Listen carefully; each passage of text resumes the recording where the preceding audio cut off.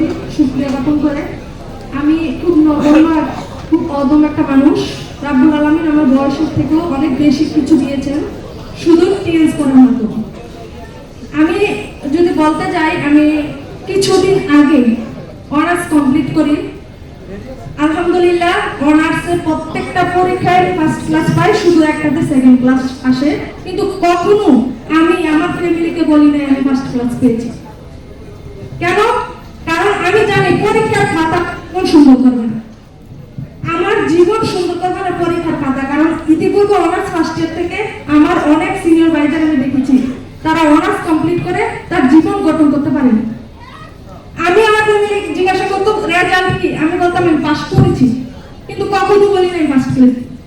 তো আলহামদুলিল্লাহ আমার বাবা সরকার সচিব ছিলেন, এখন বর্তমানে রিটায়ারমেন্টে আছে।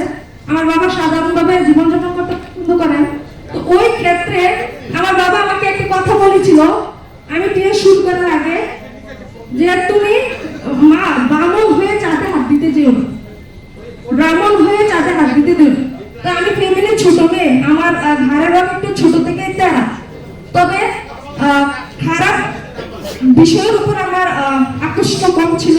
আমি ভালো জিনিসগুলোর জন্যই তেরামি করতাম, কিন্তু আমার ফ্যামিলি মনে করতো এটাই অমঙ্গল, মানে এটা ভালো না। কারণ আগের মানুষরা আমি মনে করে তাদের আপডেট জেনারেশনের কোনো কিছুই এখন বুঝতেছে না। তো আমি আমার বাবা সব সময় একটা কথা বলতো, ব্রাহ্মণ হয়ে চাঁদে হাত দিও না। তো আমার বাবার ওই দিন একটা কথা বলেছিলাম যে আমি ব্রাহ্মণ হয়ে স্বপ্ন চুরি করবো, ব্রাহ্মণ হয়ে আমি স্বপ্ন অর্জন করবো। আলহামদুলিল্লাহ এখানে অসংখ্য আমাদের বোনরা আছেন। আপনারা একটা বিষয় লক্ষ্য করছেন কিনা জানি না, এখানে এতগুলা ছেলেদের মধ্যে মাত্র 2 জন নারী ছিল, মেয়ে। আমি এখানে একটা জিনিস ডিসিশন নিয়েছি, মরার আগে ইনশাআল্লাহ অনেকগুলা নারী উদ্যোক্তা তৈরি করে দিয়ে যাবো, অনেকগুলা মেয়ে ইন্সপায়ারেশন তৈরি করে দিয়ে যাবো। আমি এখানে বসে একটা জিনিস দেখুন, আমি যখন বিদেশ ভ্রমণ ট্যুর করি, আমার কাছে এখনো মনে আছে অল্প সংখ্যক মেয়েরা বিদেশে ভ্রমণ করে আমাদের সাথে ছিল। তো আলহামদুলিল্লাহ এখন অনেক মেয়েরাও স্বপ্ন পূরণ করতে পারে শুধুমাত্র টিএস এর কারণে।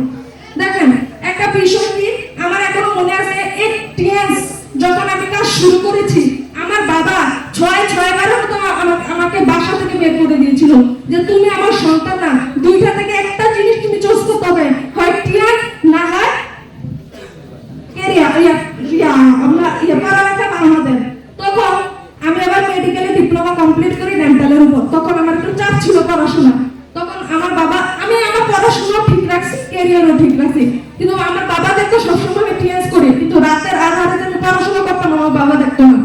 তো আমি বলছি আমার ঘরে তেরামের কারণে আমি বাসা থেকে বেরিয়ে যাই।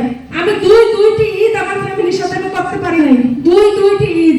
তো আমার বাবা কিছুদিন আগে আমাকে বলে তুমি মাস্টার্স করার জন্য দেশের বাইরে চলে যাও, কার ফার্মে এচিভের আগে।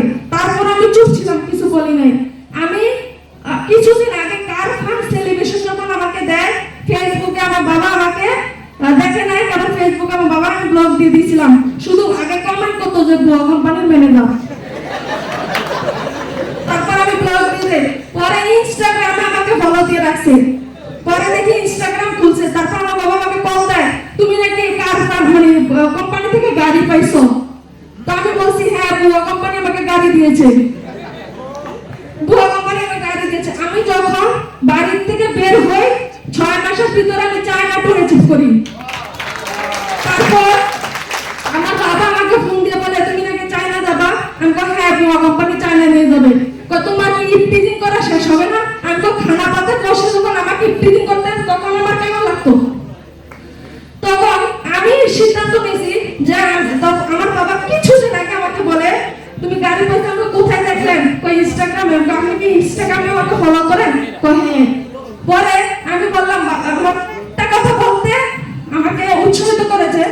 আমি ভাবতাম ফ্যামিলির ছোট মেয়ে তুমি, তোমার কাছে কিচ্ছু হবে না, বাকি সবাই সবার মতো ক্যারিয়ার করে ফেলছে, তুমি কিচ্ছু করতে পারবে না। কিন্তু আজকে আমি বলতেছি তুমি ইতিহাস রচনা করতে পারবে ইনশাআল্লাহ। আমার বিশ্বাস অর্জন করেছে যে তুমি মেয়ে হিসাবে এইটুকু পর্যন্ত আসতে পারছো, ইনশাআল্লাহ অনেক কিছু করতে পারবা। দেখেন আমার বাবা আমাকে যখন মেডিকেলে পড়াশোনা করানোর জন্য টাকা পয়সা খরচ করানোর পিছনে আমার কাছে এখনো মনে আছে আমার বাবা বলছিল যে দেখো অনেক চাকরিজীবী, কিন্তু আমি কখনো করি নাই। কিন্তু তুমি একটা কথা মনে রেখো, সৎভাবে উপার্জন করবা, সৎভাবে করবা, জীবন যাপন করবা। কিন্তু আমার বাবা একটা কথা বলছিল, এই আমার শেষ সম্বল, আমি তোমাকে দিয়ে দিলাম, তুমি তোমার পড়াশোনার যোগ্যতার জন্য অর্জন করো।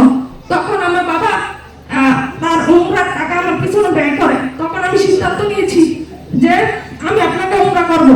আলহামদুলিল্লাহ, কোম্পানি আমি যতটুকু শুনেছি উমরা যাবে, তখন আমি সিদ্ধান্ত নিয়েছি আমার বাবার আমি উমরা যাবো ইনশাআল্লাহ, এবং কোম্পানি পড়ে আমি উমরাতে হয়েছি। আলহামদুলিল্লাহ, আমি যদি এখানে বলি আমার প্রাপ্তি কি, আমি এখানে আজ 12টি রিওয়ার্ড অর্জন করি, মোবাইল ফোন থেকে শুরু করে, কারখান থেকে শুরু করে 10টি ট্যুর, তার মধ্যে 5টি দেশে ভ্রমণ করি। আমি একটা জিনিস বিশ্বাস করি, মানুষ চাইলেই সম্ভব, মানুষ চাইলে সম্ভব সবকিছু অর্জন করতে। আমি যদি বামন হয়ে চাতে মানে বামন হয়ে স্বপ্ন পূরণ করতে পারি, আপনারা কেন পারবেন না? আপনারা কেন? এখানে অনেক হাই ক্লাসের লোক আছেন, এবং আমি যদি বলি টিএস এই কারণে আমার কাছে ভালো লাগে, কারণ এখানে low class, high class, middle class প্রত্যেকটি ব্যক্তি সুযোগ পায় করার জন্য। যে পজিটিভ পাবেন গ্রহণ করে তার জন্য টিএস প্ল্যাটফর্মের স্বপ্ন, আর যে নেগেটিভ ভাবে গ্রহণ করে তার জন্য ওই সমুদ্র সৈকতের বীজ। আমি দেখলাম অসংখ্য মানুষ এখানে চাইলে আপনি সমুদ্র সৈকত ভ্রমণ করতে পারতেন। আপনি যারা এখানে সেফটি বেস করে বসে আছেন, সারাটা দিন প্রোগ্রাম করতেছেন এই নিয়তে যে এখনো আমি একটা কিছু করবো, বিশ্বাস করেন